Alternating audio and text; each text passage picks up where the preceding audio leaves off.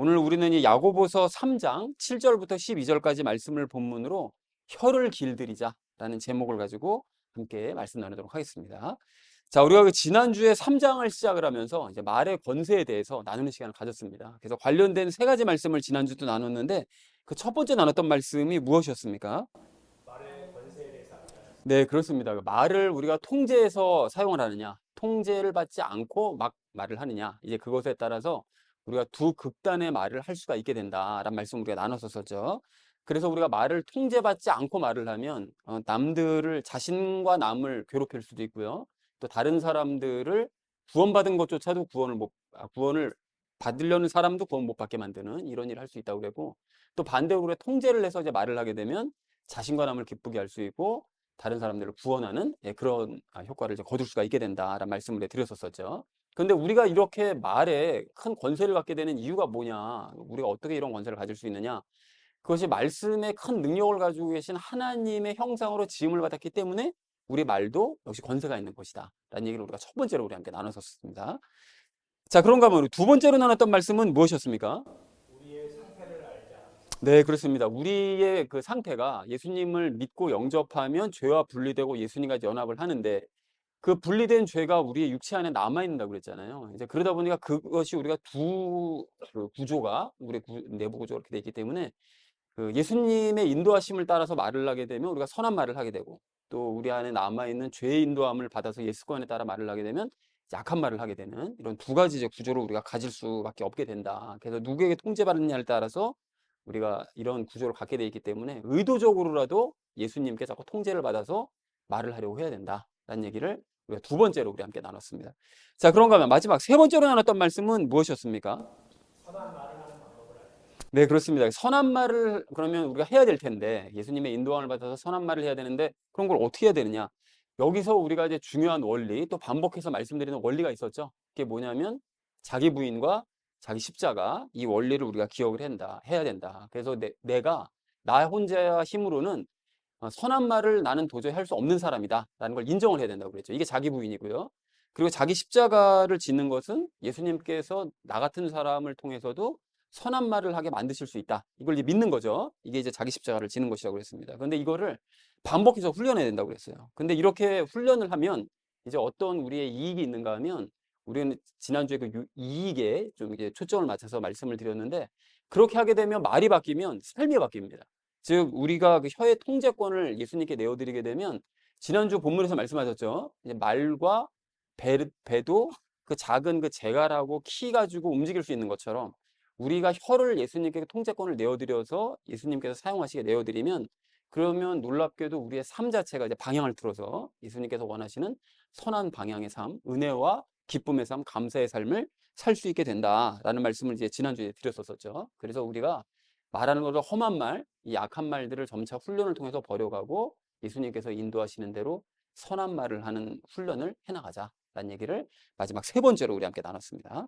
자, 그래서 사랑하는 우리 나눔 있는 교회 성도님들 모두는 말의 그 두 극단에 그 권세가 있다는 사실을 여러분 기억하시고 또 우리는 그 두 가지 말을 다 하게 된다는 것도 여러분 확인하시기 바랍니다. 그러니까 이제부터 자기 부인과 자기 십자가 이 훈련을 통해서 선한 말을 이제 함으로써 삶이 변화되어져 가는 저 여러분 되시기를 다시 한번 주님의 이름으로 간절히 축원드립니다. 지난주에는 말의 권세에 대해서 함께 이제 말씀을 나눴다면 이번 주는 혀를 통제하는 것에 대해서 혀의 통제에 대해서 이제 말씀을 하십니다. 자, 그래서 이번 주 주제를 이렇게 잡았는데요. 혀를 길들이자라는 것을 주제로 각절 말씀 우리 읽도록 하겠습니다. 먼저 7절 말씀 함께 읽도록 하겠습니다. 모든 종류의 짐승과 새와 뱀과 바다에 있는 것들은 길들여졌고 또 사람이 길들여 왔으나 라고 말씀합니다. 이게 뭐 따로 의미를 뭐 다 내용을 아실 거니까 이제 바로 전체적인 의미를 말씀드리자면 모든 종류의 짐승과 새와 뱀과 바다에 있는 생물들은 이게 길들여졌다는 거예요. 누구에 의해서요? 하나님에 의해서 먼저 길들여진 겁니다. 하나님이 명령하셨잖아요. 모든 짐승, 창세기 우리 나눌 때 봤죠? 모든 짐승들이 다 너를 두려워하게 될 것이다 라고 이제 길들여지도록 명령을 내리셨기 때문에 길들여졌는데 그래서 사람도 그것들을 필요에 의해서 이제 길들일 수가 있다 라고 이제 말씀하는 것이 이제 7절의 의미 되겠습니다. 자, 이어진 8절 말씀 함께 읽도록 하겠습니다.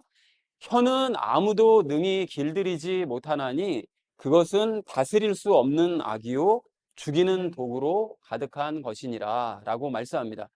여기 혀는 아무도 길들일 수 없대요. 그러니까 사람은 모든 짐승을 다, 짐승조차도 길들일 수 있는 게 사람인데, 그런데 그 어느 누구도 혀는 길들이지 못한다는 거예요. 그만큼 통제가 안 된다는 거죠. 우리 힘으로는. 자, 그래서 그것은 다스릴 수 없는 악이고 죽이는 독으로 가득한, 그러니까 혀는 인간의 능력으로 도저히 다스릴 수 없는 그런 악이고, 그리고 사람을 죽이는 독이 뿜어져 나오게 하는 것이 이게 혀다라고 얘기를 합니다. 자, 그런데 혀의 상태가 항상 이런 건 아니죠. 우리가 지난주에 나눴던 것처럼 예수님의 통제를 받아서 말하면 혀는 지극히 선한 용도로 쓰일 수가 있습니다. 그런데 문제가 뭐죠? 죄의 인도함을 따를 때 이런 상태가 된다는 게 문제인 거예요. 그리고 자꾸 죄에 이끌린다는 것이 이게 문제인 거죠. 그래서 이런 결과가 자꾸 나오게 된다라고 얘기했다는 것이 8절의 의미 되겠습니다. 그래서 8절을 이렇게 정리할 수 있겠는데요. 사람의 능력으로는 혀를 길들이지 못한다. 혀는 다스릴 수 없는 악이요 사람을 죽이는 독으로 가득한 것이다 라고 얘기했다는 것이 8절의 의미 되겠습니다. 자, 이어진 9절 말씀 함께 읽도록 하겠습니다. 그것으로 우리가 하나님 곧 아버지를 찬송하며 또 그것으로 우리가 하나님의 모양대로 만들어진 사람들을 저주하느니라 라고 말씀하죠. 이것도 특별히 뭐 의미를 뭐 할 건 없어서 전체 의미를 얘기하자면 우리는 혀로 하나님 아버지를 찬송을 하면서 동시에 그 똑같은 혀로 하나님께서 당신의 형상대로 만드신 그 사람들을 저주하는 데 쓰고 있는 거죠. 혀를 두 가지 용도로 쓰고 있다. 이것도 역시 왜 그렇다고요? 예수님께 인도함을 받느냐, 죄의 인도함을 받느냐에 따라서 두 가지 말이 이제 나오게 되는 것이죠. 자, 그래서 이어진 10절 말씀 함께 읽도록 하겠습니다. 같은 입에서 찬송과 저주가 나오거니와 내 형제들아 이런 것들이 결코 그래서는 아니 되느니라 라고 말씀합니다. 이제 방금 설명드렸던 것처럼 그렇게 한 입에서 찬송과 저주가 이렇게 동시에 나오게 되는 것은 이게 이유가 있다고 그랬잖아요. 왜 이렇게 되느냐? 예수님의 인도함을 따라 말하면 찬송이 나오는 거고 또 죄의 인도함을 따라서 말하면 이제 저주가 나오기 때문에 한 입으로 이제 두 말을 하게 되는 것이다라고 얘기를 하는데, 근데 중요한 것은 이 하반절이죠. 이게 뭐라고 얘기합니까? 우리의 구조상 이게 어쩔 수 없는 일인 건 맞는데 그렇다고 해서 계속 이런 모습을 보여서는 안 된다는 거예요. 결코 그래서는 안 된다는 거예요.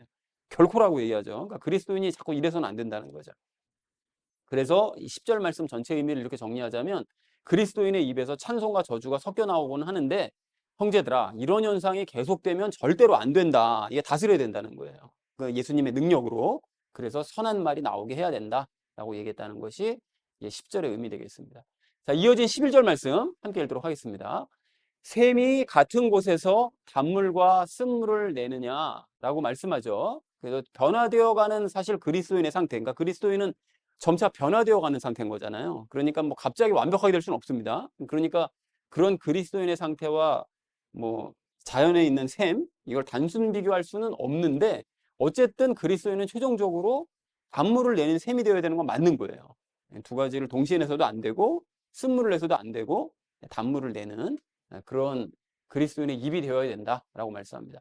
자, 11절에서 뭐 이렇게 정리할 수 있겠는데요. 같은 셈에서 단물과 쓴물을 동시에 낼 수 있느냐? 그럴 수는 없다라고 얘기했다는 것이 11절의 의미 되겠습니다. 자, 마지막 12절 말씀 함께 읽도록 하겠습니다. 내 형제들아 무화과 나무가 올리브 열매를 맺을 수 있느냐? 혹은 포도나무가 무화과를 맺을 수 있느냐? 그와 같이 어떤 샘도 짠물과 민물 둘을 낼 수 없느니라 라고 말씀하죠.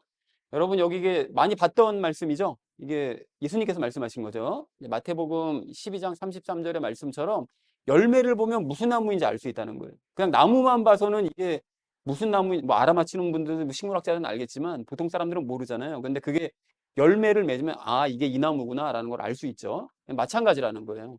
사람이 하는 말을 들으면 그 사람이 어떤 사람인지를 알 수 있다는 거죠. 이 사람의 말을 들어보면 아 이 사람이 평상시에는 몰라요. 그 열매를 봐야 나무를 알 수 있는 것처럼 이 사람이 말을 하는 걸 들어보면 아 이 사람이 구원받은 사람이구나 안 받은 사람이구나 또 구원받은 믿음의 정도가 어떤 사람이구나 덜한 사람이구나 이거를 말을 들어보면 알 수 있다는 거죠. 이게 하나님께서 만들어 놓으신 구조입니다. 자, 그래서 그와 같이 어떤 샘도 짠물과 민물 둘을 낼 수 없다는 거예요. 그러니까 한 나무에서 두 가지 종류의 열매가 나올 수는 없죠. 그거와 마찬가지로 한 샘에서 두 종류의 물이 나올 수는 없다는 거예요. 한 샘에서는 한 종류의 물만 물론 나중에 우리 새 예루살렘 가면 한 나무에서 12가지 종류의 열매가 맺힙니다. 그런데 그건 새로운 세상에서 하는 얘기고 이 땅에서는 안 그렇죠. 그래서 어쨌든 한 샘에서 두 종류의 물이 나올 수는 없다. 그런데 그리스도인의 말도 마찬가지라는 거예요. 한 입으로 두 가지 종류의 말을 내서는 안 된다라고 얘기를 하고 있습니다. 자, 근데 12절을 이렇게 정리할 수가 있겠는데요. 형제들아, 무화과나무가 올리브의 열매를 또 포도나무가 무화과를 맺을 수는 없다. 마찬가지로 어떤 샘도 짠물과 민물을 동시에 낼 수는 없는 것이다. 라고 얘기했다는 것이 12절의 의미 되겠습니다. 자, 그래서 오늘 본 말씀도 뭐 어렵지 않은데요. 그냥 전체적으로 정리를 해보자면 모든 종류의 짐승과 새와 뱀과 바다 생물들은 사람이 길들여왔지만 혀는 어떤 사람도 길들일 수가 없다. 그것은 다스릴 수 없는 악이고 죽이는 독으로 가득한 것이다. 그래서 우리는 혀로 하나님 아버지를 찬송하면서 동시에 하나님의 형상대로 지어진 사람을 저주하고는 한다. 그래서 이처럼 한 입에서 찬송과 저주가 나오곤 하는데 사실은 그러면 안 된다는 거죠. 사실은 우리 현재는 그렇지만 앞으로는 그러면 안 된다는 거예요. 앞으로는. 그래서 같은 샘에서 단물과 쓴물이 나오는 것을 봤느냐. 형제들아, 무화과 나무가 올리브 열매를 맺고 포도나무가 무화과 열매를 맺을 수 있느냐? 그럴 수 없다는 거죠. 그러니까 이처럼 어떤 샘도 짠물과 민물을 동시에 낼 수는 없으니 너희도 한 입으로 두 가지 말, 선한 말, 악한 말을 계속 하지를 말도록 해라. 라고 얘기했다는 것이 오늘 본문의 내용이 되겠습니다. 자, 그래서 오늘도 역시 이제 말과 관련돼서 세 가지 이야기를 나눌 건데 첫 번째는 내가 하는 말에 대해서, 두 번째는 말을 변화시키는 방법에 대해서요. 마지막 세 번째는 말을 변화시켜야 되는 이유에 대해서 나누도록 하겠습니다. 그래서 오늘의 결론이요. 혀를 길들이자라는 것을 주제로 나머지 말씀을 삶에 적용하면서 말씀 나누도록 하겠습니다. 혀를 길들여야 될 우리가 오늘 첫 번째로 먼저 함께 나눌 말씀은 나의 모습을 확인하자는 것입니다. 여러분, 우리가 지난주에도 나눴던 것처럼 우리는 두 가지 종류의 말을 할 수 있잖아요. 그래서 우선 예수님의 통제를 따라서 말하면 선한 말들을 할 수 있겠죠. 어떤 선한 말들을 할 수 있습니까? 가령 예를 들면 우리가 늘 예수님을 말하게 되죠. 예수님의 통제를 따라 말하면 늘 예수님을 말합니다. 그리고 일상생활 중에도 성경 말씀을 인용해서 말을 해요. 또는 말을 하기 전에 성경 말씀을 생각하면서 말을 하기도 합니다. 또 그리고 사람을 구원으로 이끄는 말을 하게 되고요. 전도를 하는 거죠.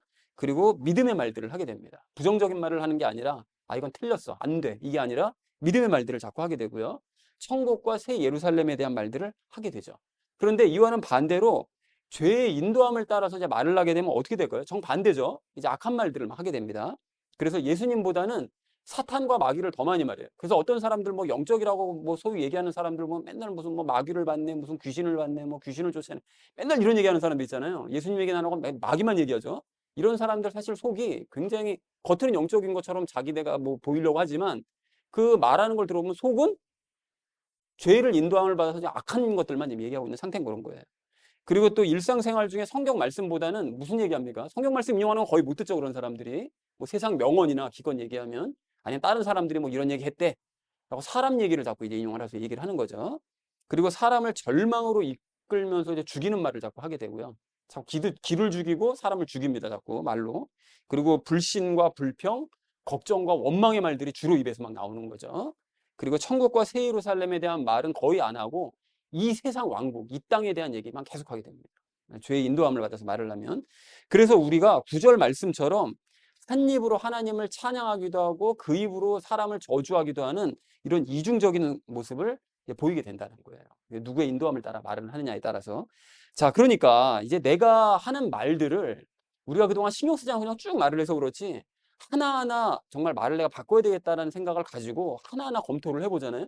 그러면 내가 선한 말을 지금 하고 있는지 악한 말을 하고 있는지를 본인이 알 수 있어요. 그죠? 이건 내가 예수님께서 시켜서 하는 말은 아닌 것 같다.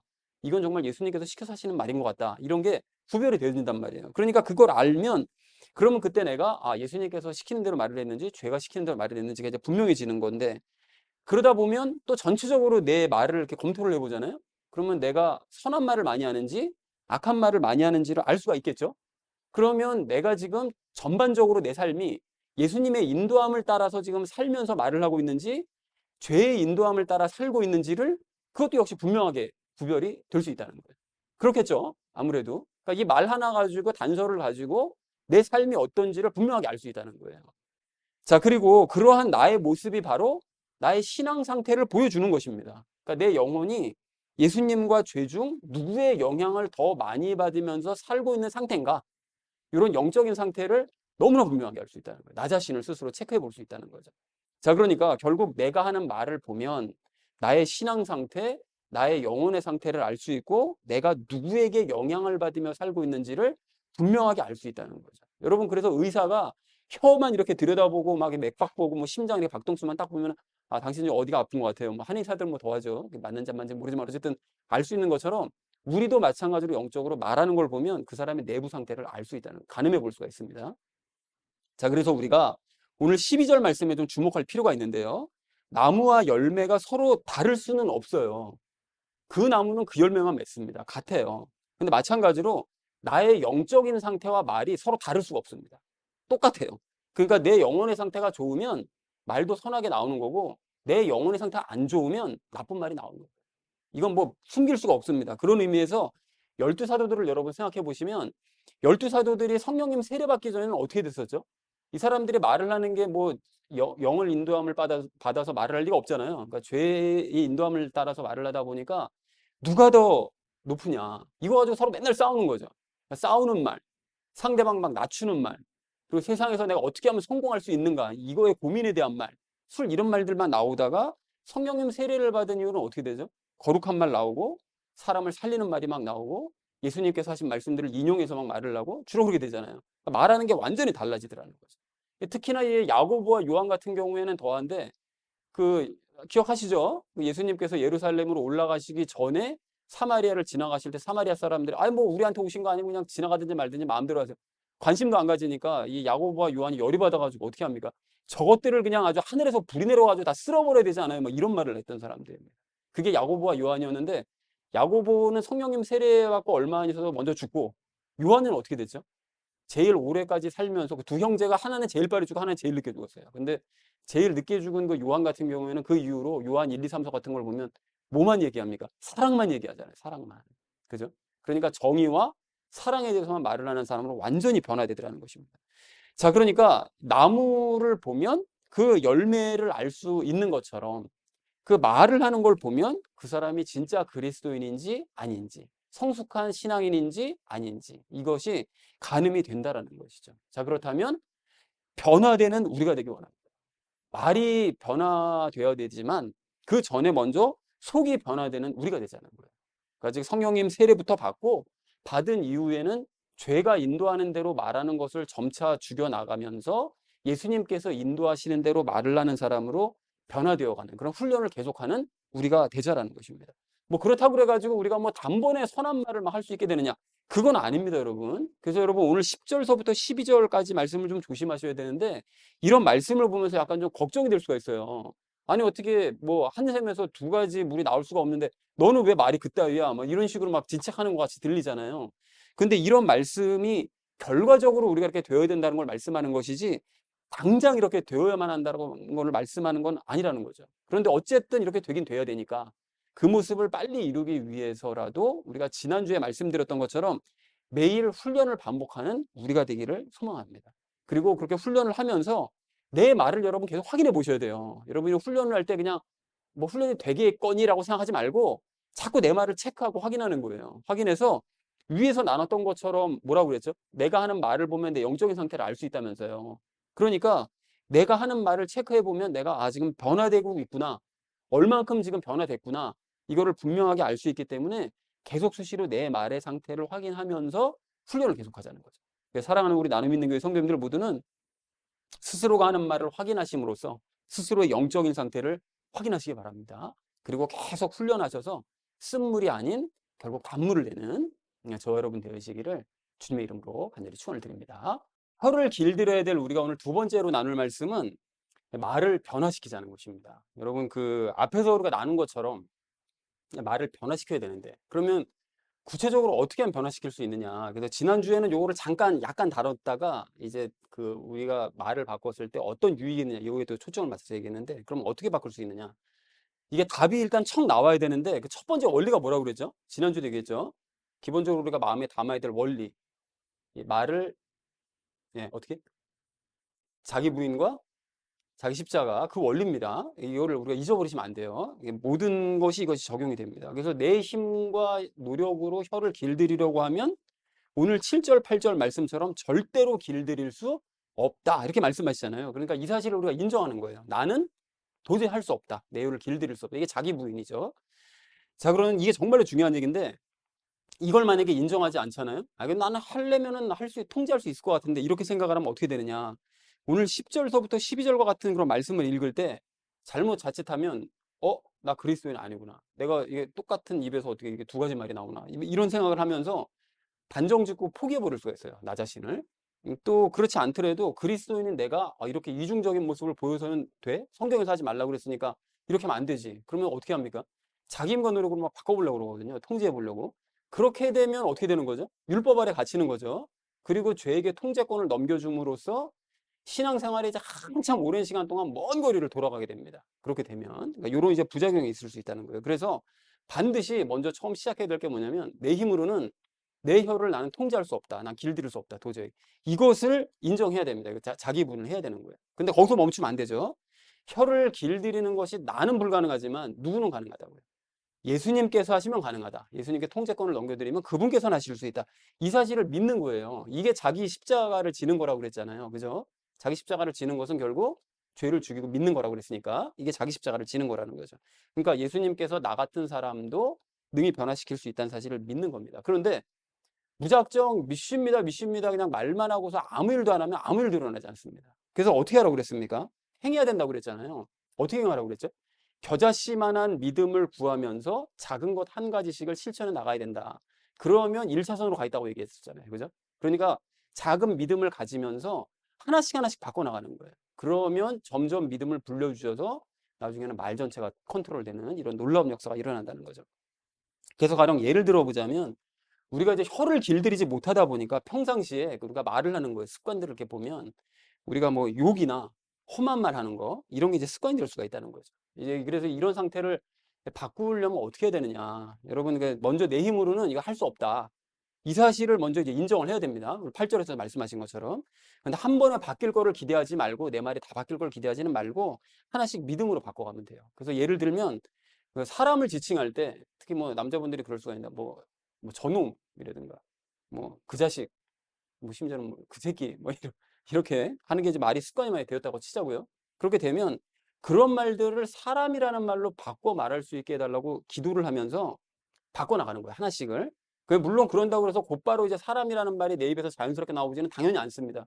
새끼라는 말과 그 새끼와 그 사람이라는 말이 막 섞여서 막 나오게 혼용돼서 나오는 거죠. 그런데 우리 안에는 누가 군림하시니까요. 예수님께서 군림하시기 때문에 결국 좋은 말을 하게 될 수밖에 없습니다. 결론적으로는. 그 사실을 믿는 거예요. 나는 결국은 좋은 말을, 부드러운 말을, 선한 말을 하는 사람이 될 거야 라는 거를 믿으면서 바꿔나가야 되는 거죠. 근데 중요한 건 나 자신이 바뀌면 좋겠다라는 그 마음과 혀의 통제권을 내어드리는 거, 이게 관건이라는 거예요. 그렇게 할 것이냐. 그래서 저 같은 경우에 예를 들면 이제 설교를 할 때 과거에 제가 이 인간 저 인간이라는 말을 자주 썼었죠. 그런데 그거를 사모님이 굉장히 듣기 싫어하더라고요. 그래서 이제 혼이 많이 났었었는데 그럼에도 불구하고 제가 그걸 안 바꿨었던 이유는 이 정도는 괜찮지 않나? 이 인간 저 인간 뭐 이 정도는 괜찮지 않나라는 생각 때문에 안 바꿨었던 건데 사모님 계속 시험에 드는 것 같더라고요. 이제 그래서 바꿔야 된다는 마음으로 기도하면서 사람이라는 말로 바꿔서 말을 하다 보니까 지금은 거의 그 말을 사용하지 않잖아요. 설교 시간에. 이제 그렇다면 뭐 이거 말고도 바꿔야 될 말이 많은데 사실은 어쨌든 이제 바꿔지겠죠. 믿으면서 이제 하나씩 바꿔 나가다 보면. 그래서 그러니까 여러분도 각자 바꿔야 될 말들이 있다는 생각이 드시면 그거를 바꾸시되 그것을 바꾸실 걸 믿으면서 하나씩 훈련해 나가자는 것입니다. 그래서 하나씩 바뀌어져 나가는 자신의 모습을 보면서 기뻐하면서 바뀌어 나가는 우리 모두가 되기를 간절히 소망합니다.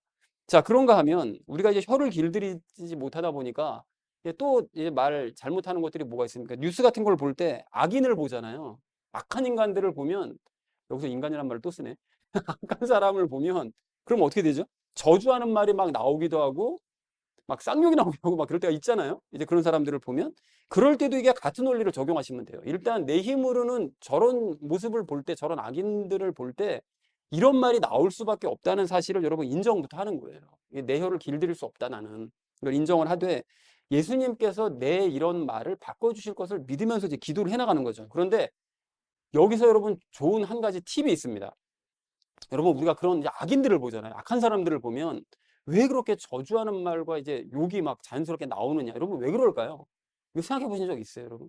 이게 왜 그런 건가 하면 그 악인이 이제까지 합당한 처벌을 받지 않았기 때문이고요.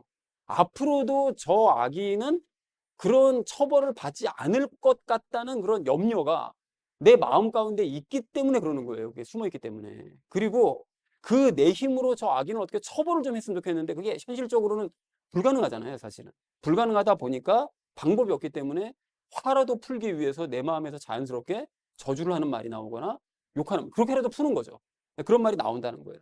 자, 그런데 일단 그렇게 욕을 하고 저주한다고 그래서 그럼 그 사람이 처벌을 받는 거냐? 처벌 안 받습니다, 여러분. 내가 아무리 뭐 그 화면을 들여다보면서 막 욕하고 저주하고 한다고 그래서 그 사람 당장 처벌받지 않아요. 그러니까 하지 말자고요. 그러니까 어떤 개그맨이 그러더라고요. 운전하면서 막 운전 잘못하고 막 그냥 개념 없이 치고 들어온 사람도 있잖아요. 그런 거 보면 자기도 처음에 막 욕을 하고 막 이랬었었는데 저도 좀 찔리는 바가 있습니다. 욕까지는 아니더라도 막 승질이 막 나니까요.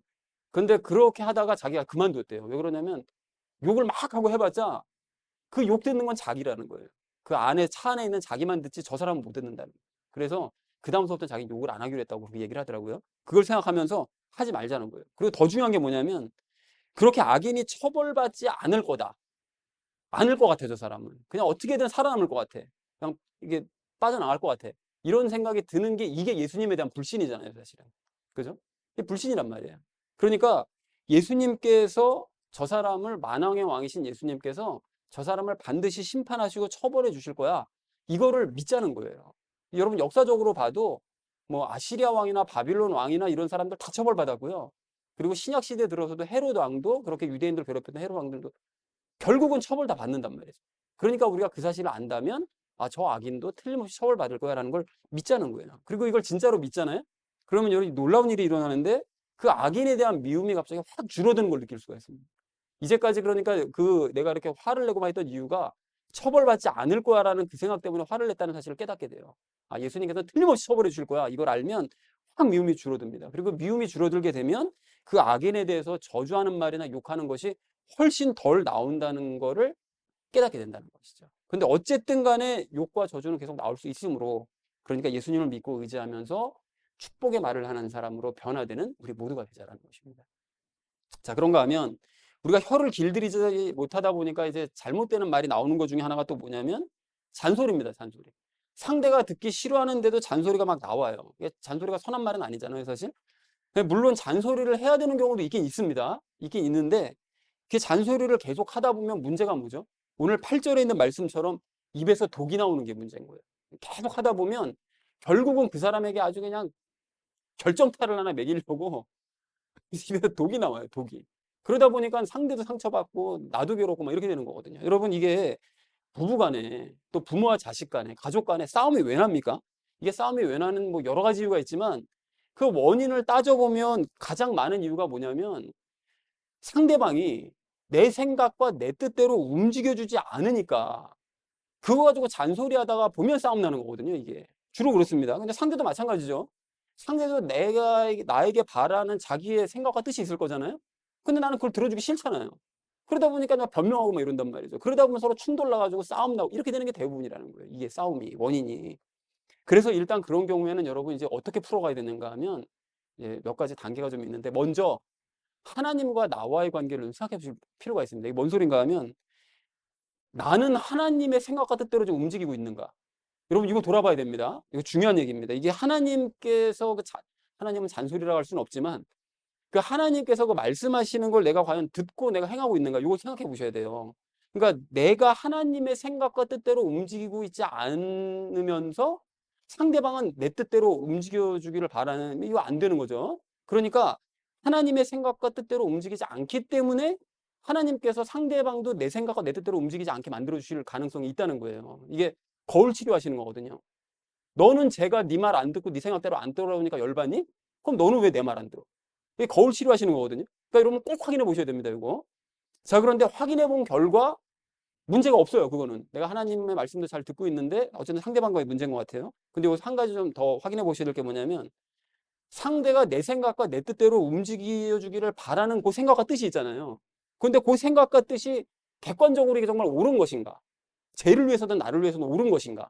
이거 생각해 보셔야 됩니다. 이게 보면 사실은 객관적으로 옳지 않고 그냥 내 고집에 쟤를 끼워 맞추고 싶은 그 마음에 잔소리하는 걸 수도 있거든요, 이게. 그 내 생각과 내 뜻이 옳지 않을 수 있다는 거예요. 그러니까 요거를 확인해 보셔야 됩니다. 자, 그런데 이 모든 걸 다 떠나서 확인해 본 결과 그것도 맞아요. 객관적으로 생각해 보니까 내 생각과 내 뜻이 맞아요. 맞는데 그러면 상대방이 내 생각과 뜻을 따라줘야 되는 게 맞는 것 같잖아요. 그죠? 맞을 것 같지만 내 생각과 내 뜻이 옳다 할지라도 잔소리하면 그 사람 안 바뀝니다. 여러분. 이거 우리가 다 알고 있는 얘기예요. 그런데도 다른 방법이 없다 보니까 미련을 버리지 못하고 계속해서 잔소리만 퍼부어대는 거예요. 이게 다른 방법이 없다고 생각하니까. 그래서 만약에 여러분 이런 상황이시라면 이제 더 이상 그러지 말고 내가 잔소리를 해도 저 사람 안 바뀐다는 걸 인정해야 됩니다. 해봤자 안 된다. 이거 인정부터 하셔야 돼요. 그리고 저 사람 역시 무엇이 옳고 그른지 알아요. 알고 내 말을 그런데 듣고 바꾸고 싶어 하지는 않는 거예요. 자존심 때문에. 그러고 있다라는 사실도 인정하자는 거예요. 내가 말해봤자 안 바뀔 거고 저 사람도 바뀌기 싫어한다는 걸 인정하자는 거예요. 그걸 인정을 하되 거기서 끝나면 안 되죠. 예수님께서 저 사람으로 하여금 바뀌어야 된다는 생각을 그걸 들게 해주시고 예수님께서 바꿔주실 것, 요거를 믿자는 거예요. 예수님께서 바꿔주실 것을. 그래서 사실 우리도 그 예수님께서 그렇게 해주실 것을 믿지 못하기 때문에 자꾸 잔소리가 나가는 거거든요. 이게 잔소리 몇 번 하면 얘가 바뀔 줄 알았는데 기도 안 해봤겠습니까? 당연히 기도했죠. 기도하면서 뭐 잔소리를 했는데 안 바뀌니까 예수님께서 안 바꿔주시려나? 얘 구제불능인가 보다. 왜 안 바뀌지 이거? 이런 것 때문에 그걸 믿지 못하고 끝까지 인내하지 못하고 계속해서 잔소리하는 거거든요. 그러니까 결국 이게 불신의 문제라는 거예요. 이것도 결국은. 그러니까 저 사람이 언제 바뀔지는 잘 모르겠으나 그러나 그 시기는 예수님께 맡겨놓고 잔소리를 하고 싶을 때마다 어떻게 하라고요? 저 사람이 변화될 것을 믿으면서 예수님께 기도부터 하는 거죠. 그러면서 10번 잔소리할 거 5번으로 줄이고 5번 잔소리할 거 더 참아가면서 2번으로 이제 줄여가면서 말을 하자는 거예요. 그렇게 하면 내가 잔소리할 때보다 저 사람이 변화되는 속도가 더 빠르다는 거를 느낄 수가 있을 거예요. 그렇게 되고 잔소리를 줄이니까 싸움도 줄어들게 됩니다. 그리고 정말 답답하잖아요. 저 사람이 안 바뀌어요. 안 바뀌면 예수님께서 그 사람을 가끔 한 번씩 쥐어 박으시는 것을 볼 수가 있습니다. 그럴 때 좀 속이 약간 시원해지기도 해요. 그러니까 바꿔 주신단 말이죠. 결국 쥐어 박으면서라도 바꿔 주세요. 그러니까 그 사실을 믿자라는 것입니다. 자, 그런가 하면 혀를 길들이지 못해서 우리가 그 잘못하는 말 중에 원망과 불평하는 말들, 이런 것들도 사실 그 선한 말이 아닌데 이런 원망과 불평의 말들은 사실 습관화되는 경우가 많습니다. 이게 한두 번 하잖아요. 그러면 이게 입에 배요.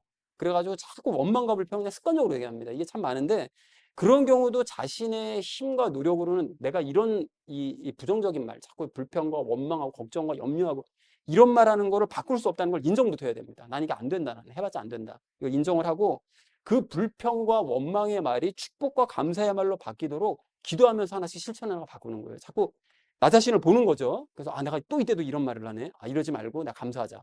이러지 말고 축복하자. 자꾸 이렇게 바뀌어 나가는 거죠.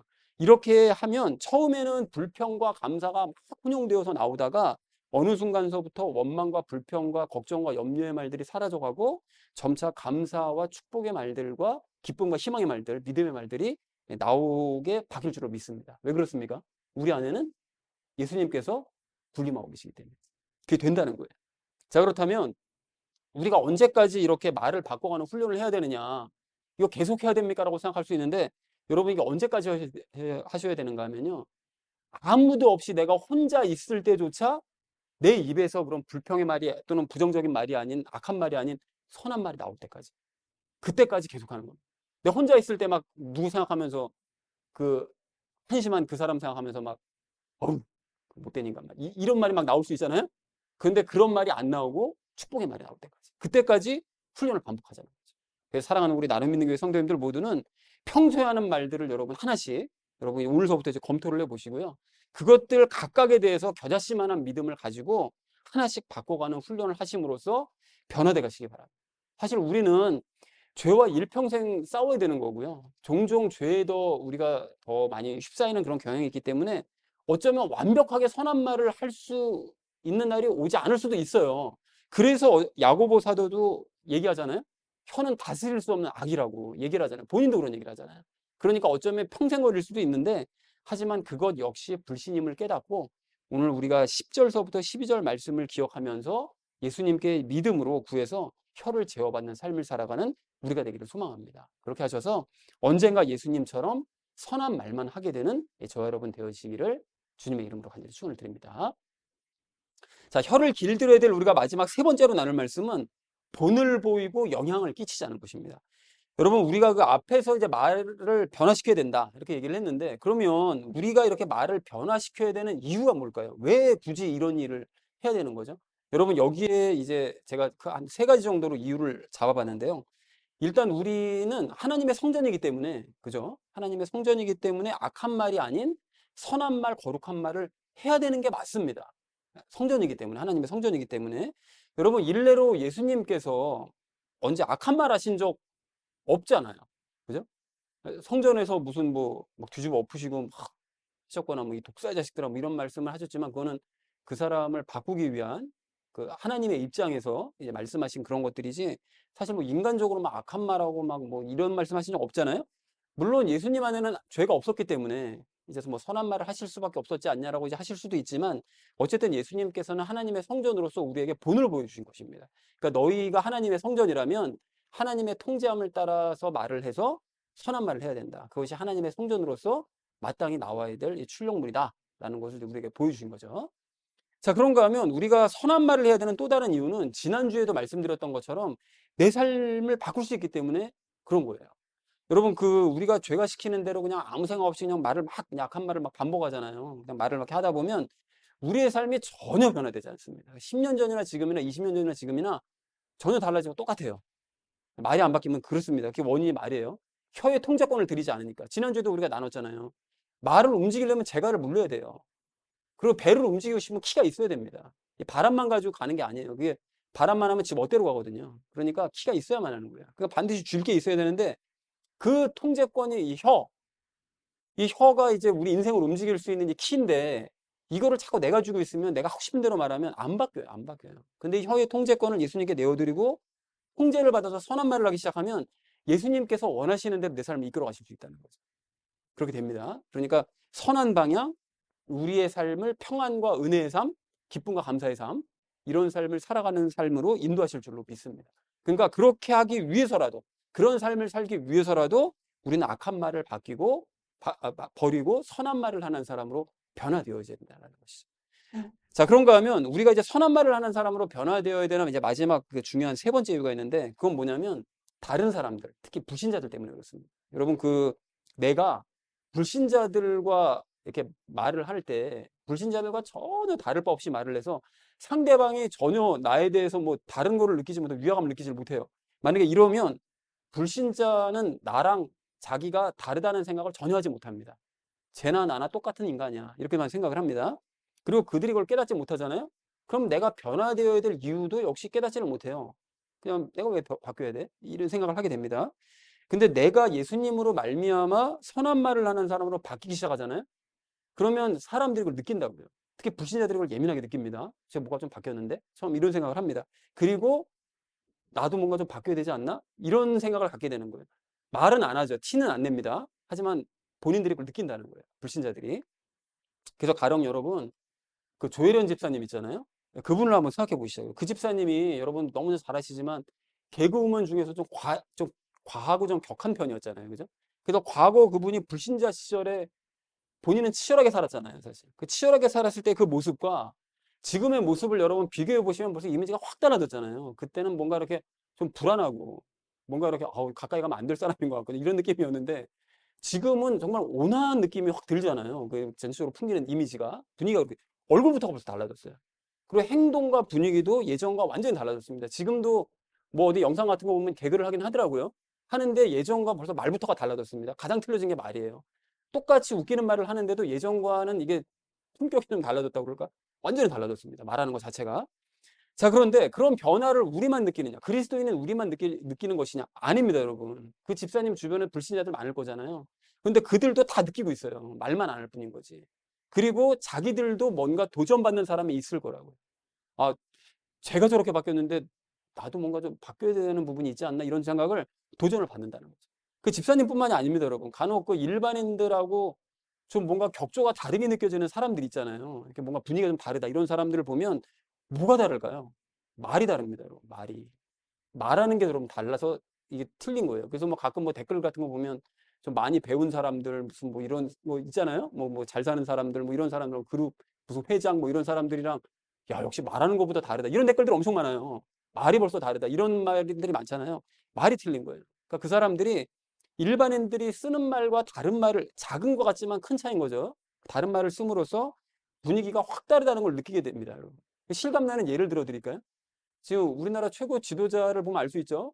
지난번 그 지도자의 그 분위기와 지금 지도자의 분위기를 보면 완전히 다르잖아요. 그전에는 막 뭐 기자회견 같은 거 할 때도 아, 저게 맞나? 저렇게 말하는 거 이런 느낌이 들잖아요. 뭐 제끼고 무슨 뭘 뭐 어떻게 하고 이런 말을 막 쓰는데 지금은 격조가 느껴지잖아요. 확 다르단 말이죠. 분위기가. 뭐 때문에 그렇습니까? 말 때문에 그렇다는 거, 말 때문에. 그래서 우리도 마찬가지라는 거죠. 여러분 8절 말씀처럼 사람을 죽이는 독이나 내뿜고 저주하고 원망하고 불평하고 그런 말만 하던 내가 이제 사람을 살리는 말을 하고 축복하고 감사하고 기뻐하고 이런 말을 하잖아요. 그럼 주변 사람들과 다 느껴요. 뭔가 확 달라졌다. 많이 틀려졌다. 이걸 느낀다는 거죠. 특히 주변의 불신자들이 이걸 느낍니다. 반드시 느낍니다. 그리고 우리가 이렇게 말이 달라지면 불신자들이 이 사람 왜 이렇게 달라졌지? 이걸 한 번쯤은 생각을 해보게 돼요. 이게 왜 달라졌을까? 뭐가 달라졌지? 이걸 느끼게 된다는 거죠. 그렇게 되면 상대방에게 그게 바로 영향을 끼치는 거죠. 그죠? 그리고 그렇게 될 때 예수님께서 그 사람을 구원의 기회를 주실 수 있도록 기회를 주는 시간이 될 수 있다는 거예요. 우리가 달라지면, 말이 달라지면 그런 기회를 줄 수 있다는 거죠. 그런데 그러지 않고 내가 여전히 과거와 똑같이 다를 바 없는 상태로 그냥 입에서 그냥 막 더러운 말, 그냥 걸레 물고 하는 말처럼 같은 그런 말이나 그냥 하는 상태로 하나님, 예수님 얘기 하잖아요? 그럼 그 사람들이 그런 얘기 전혀 영향 끼칠 수 없습니다. 도리어 그 사람들이 그런 얘기 들으면서 나랑 하나님 다를 바 없는 게 이게 뭔 하나님, 예수님 얘기래. 웃기고 있네. 도리어 무시당한다는 거예요. 비웃는다는 거예요. 그리고 그렇게 되면 그건 하나님께 영광을 돌리는 그런 모습도 아니기 때문에 우리는 정말로 말이 변화되어야 된다는 거죠. 변화되어져야 됩니다. 그러니까 이렇게 불신자들에게 하나님을 전하고 은혜를 끼치기 위해서라도 말을 바꾸는 우리가 되기를 간절한 마음으로 소망합니다. 자, 이제 마지막으로 한 가지 말만 더 하고 이제 마치려고 하는데요. 여러분, 우리가 그 나누고 있는 이 야고보서 말씀들이 저는 지금 너무나 하나하나가 다 귀하다고 생각하거든요. 그 말씀들이 사실은 이제 단순하지만 우리의 아주 폐부를 찌르는 말씀들이 많잖아요. 그죠? 우리의 현실과 너무 맞닿아 있는 얘기들을 많이 하고 계셔서 정말 귀하다고 생각되는데 이런 야고보서 말씀들을 여러분 정말 믿고 실천하셔야 됩니다. 여러분, 우리가 야고보서 말씀을 통해서 그동안 나누었던 그 주제들이 뭐죠? 고난 중에 인내하면서 지혜 구하기, 그리고 믿음, 흔들리지 않기, 두 마음 같지 않기, 그리고 부를 탐하지 않기. 부 같은 거는 아무짝에도 쓸모없는 거니까 탐하지 않기. 그리고 말씀은 열심히 듣고 내 말은 줄여가기. 그리고 듣지만 말고 반드시 행하기. 그리고 부를 부러워하지 말기.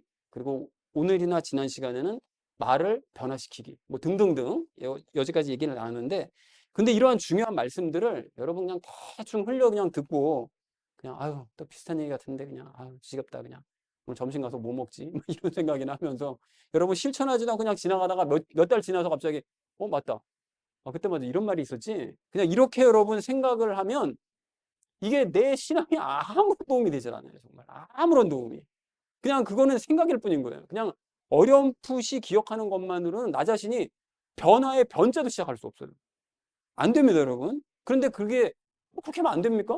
뭐 그렇게 할 수도 있는 거잖아요. 라고 생각하실지 모르겠는데 여러분 이게 왜 문제인 건가 하면 왜 문제죠? 예수님께서 지금 언제 다시 오실지 모르잖아요. 여러분 이번 이란과 이스라엘 전쟁 같은 거 우습게 보시면 안 됩니다. 그냥 이게 세계적인 흐름 같은 거 이거 다 이게 예민하게 반응하셔야 돼요. 그럼 이런 것들이 예수님이 언제 다시 오실지 모르는데 그 나 자신의 변화, 그 혼의 구원 이런 거에 전혀 신경을 쓰지 않고 그냥 이런 말씀들을 실천하는 관심도 없고 이렇게 하면 어떻게 된다고 그랬어요? 반드시 불을 통과하는 끔찍한 고통을 겪을 수밖에 없기 때문에 이게 문제라는 거예요. 이게. 그러니까 그렇게 되지 말아야 되잖아요. 우리가. 그래서 사랑하는 우리 나눔 있는 교회 성도님들 모두는 말씀을 실천하고자 하는 마음을 가지시고 믿음을 가지시고 실제로 실천하셔서 변화되시기 바랍니다. 꼭 그렇게 되시기 바랍니다. 그렇게 하셔서 본인의 혼을 변화시키시고요. 그렇게 변화된 모습이요. 특히 이 말이요. 이 말이 변화되셔서 주변의 불신자들에게 그런 모습을 보여주심으로써 그들 역시 변화되는 계기를 마련해 주시는 저 여러분 되어지기를 주님의 이름으로 간절히 축원드립니다. 혀를 길들이자라고 했었었죠. 그래서 첫 번째로 나눴던 말씀이 나의 모습을 확인하자고 했습니다. 우리가 한 입으로 하나님을 찬양하기도 하고 사람을 저주하기도 하는 이유가 뭘까요? 왜 이렇게 됩니까? 우리가 죄의 인도함을 따라 말을 하느냐, 예수님의 인도함을 따라 말을 하느냐에 따라서 우리가 찬양하기도 하고 저주하기도 이런 이제 현상이 벌어지는 거죠.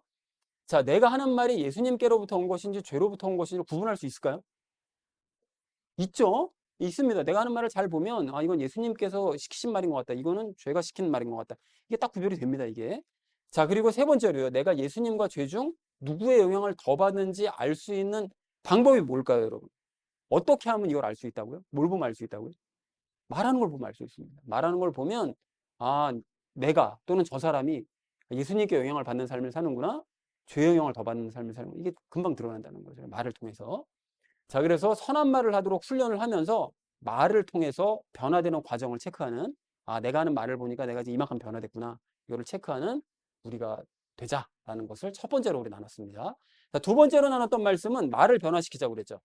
그러니까 말을 변화시키기 위해서 기억해야 될 두 가지 원리가 있죠. 무엇과 무엇? 자기 부인과 자기 십자가 지는 원리 이 두 가지를 우리가 반드시 먼저 기억을 해야 된다. 그래서 내 노력으로 말을 바꿀 수 있다고 생각하면 어떤 부작용이 생긴다고 그랬습니까? 이렇게 아, 내 힘으로 뭔가 할 수 있어 라고 생각하면 어떻게 되는 거죠? 겨- 결국 죽을 거예요. 결국 무엇에 갇히게 되는 거죠? 율법에 갇히게 되는 거죠. 율법에 갇혀서 내가 바꿀 수 있어, 내 힘으로 할 수 있어 라고 하는 순간 율법에 갇힙니다. 그리고 죄의 인도함을 따라서 신앙에 한참을 돌아가게 되는 거예요. 진짜 이게 경험담입니다. 경험담. 한참을 돌아가게 돼요. 은혜를 깨닫기 전까지는 이렇게 되는 거죠. 자, 그래서 예수님께서 변화시켜 주실 것을 믿되 이거만한 믿음을 구하면서 실천을 해야 된다. 무엇만한? 겨자씨만한 믿음을 구하면서 작은 것들을 바꿔가는 실천을 해나가는 거죠. 그 작은 걸 믿으면서 작게 실천해 나가면 됩니다. 그러면 키워주는 건 예수님께서 키워주실 거예요. 걱정할 필요가 없습니다. 작은 것부터 실천하자. 자, 그래서 악인을 향해 저주와 욕이 나온다면 내가 무엇을 믿지 못하기 때문에 자꾸 그런 말이 나오는 거죠. 하나님께서 그를 심판하실 것을 믿지 못하니까 자꾸 그걸 해주실 거를 믿지 못하고 자꾸 내 마음이 다르니까 자꾸 이렇게 그걸 푸는 거죠. 저주와 욕이 나오는 거다. 그것도 이제 불신이라고 그랬는데 그래서 사람과의 관계에 문제가 생길 때 먼저 돌아봐야 될 게 있다고 그랬죠. 아까 세 가지 중에 첫 번째 무슨 관계를 생각해 봐야 된다. 하나님과의 관계를 먼저 생각해 봐야 된다. 나는 혹시 그러고 있지 않는가. 이걸 먼저 생각을 해봐야 됩니다. 그리고 잔소리를 계속하는 궁극적인 이유가 뭘까요? 계속 내가 저 사람에 대해서 계속 잔소리하는 이유가 뭘까요? 분이 안 풀려서 그렇습니까? 너 죽어봐라 하고 그냥 계속 그냥 말로 죽여. 자, 그 왜 그러죠? 예수님께서 저 사람을 그 궁극적인 이유요. 최종적인 이유. 예수님께서 그 사람을 바꿔주지 않으실 것이라는 그런 막연한 그런 그 두려움. 이것 때문에 자꾸 잔소리가 나가는 거죠. 그 사람에게. 그러니까 자꾸 내 생각과 내 뜻대로 바꿔주기를 자꾸 바라면서 계속 잔소리를 하게 되는 거죠. 자, 그래서 말을 바꾸는 훈련을 우리가 언제까지 해야 된다고요? 언제까지? 예수님 오실 때까지입니까? 언제까지? 아무도 혼자 있을 때 내 입에서 그때조차도 선한 말이 나오는 바로 그날까지 훈련은 계속되어야 된다. 라는 거죠. 이게 의외로 빨리 끝날 수도 있어요. 빨리. 자, 그래서 스스로의 말을 점검하고 하나씩 바꿔감으로써 선한 말만 하는 진짜 그리스도인이 되자라는 것이 우리 두 번째로 나눴던 말씀이었습니다. 자, 마지막 세 번째로 나눴던 말씀이 본을 보이고 영향을 끼치자고 얘기를 했죠. 우리는 하나님의 무엇이기 때문에 선한 말을 해야 된다. 성전이기 때문에 성전이 거룩하니까 거룩한 말만 나와야 되는 거 맞는 거잖아요. 사실 그죠? 그렇게 해야 된다. 그리고 예수님께 통제를 받아서 선한 말을 시작하면 무엇이 변화된다고요? 나의 뭐가 변화됩니까? 삶이 변화되는 거죠. 그렇기 때문에 그걸 위해서라도 선한 말을 해야 된다고 그랬어요. 그러니까 이 말을 통제받아야 삶이 바뀌니까. 그러니까 그걸 위해서라도. 자, 그래서 불신자들과 같은 말을 사용하면 안 되는 이유가 뭘까요? 불신자들과 똑같은 수준의 말을 하고 있어요. 그럼 어떻게 됩니까? 그 사람들이 변화의 필요성을 느끼질 못해요. 뭐 너나 나나 뭐 똑같은 인간인데 뭐 너도 안 바뀌는데 내가 왜 바뀌냐? 뭐 이런 생각을 할 수 있기 때문에 자연스럽기 때문에 전혀 그 영향을 끼칠 수가 없습니다. 자, 그래서 말이 달라지면 사람들이 그 사실을 깨달을까요? 깨닫습니다. 특히 내가 이전과 이후의 모습이 완전 다르면 분명히 깨닫습니다. 그렇게 됩니다. 자, 그래서 나의 말이 변화되고 삶이 바뀌면 불신자들에게 어떤 일이 일어날까요? 그 사람들도 어떤 마음을 갖게 될까요? 그렇죠. 나도 좀 뭔가 달라져야 되지 않나? 이런 마음을 품게 되는 거예요. 저 사람 뭔가 달라졌는데, 제가 뭔가 달라졌는데, 그럼 나도 뭔가 좀 달라져야 되지 않아? 라는 이런 틈이 생긴단 말이죠. 고럴 때 예수님께서 역사하실 수 있습니다. 그러게. 그러니까 그렇게 기회를 드리기 위해서라도 말이 바뀌어야 되는 거죠. 자, 그래서 말이 변화되지 않은 상태에서 하나님을 전하면 불신자들이 경청을 할까요? 택도 없습니다. 그래도 오히려 무시해요. 아, 네가 뭐라고 너 같은 애가 말도 안 되는 얘기 이렇게 되는 거죠. 그렇기 때문에 우리가 바꿔야 됩니다. 자, 그래서 들은 말씀대로 실천하고 변화되어서 혼을 변화시키고 불신자들에게 기회를 주는 우리가 되자라는 것을 마지막 우리 세 번째로 우리 나눴습니다. 그래서 사랑하는 우리 나눔 있는 교회 성도님들 모두는 스스로의 말로 영적인 상태를 확인하시기 바랍니다. 아, 내 영적인 상태가 이렇구나 확인하시고 믿음으로 실천하시면서 여러분 말을 변화시키셔서 혼의 구원을 이루시고 불신자들에게 영향을 끼치는 저 여러분 되시기를 주님의 이름으로 간절히 축원드립니다.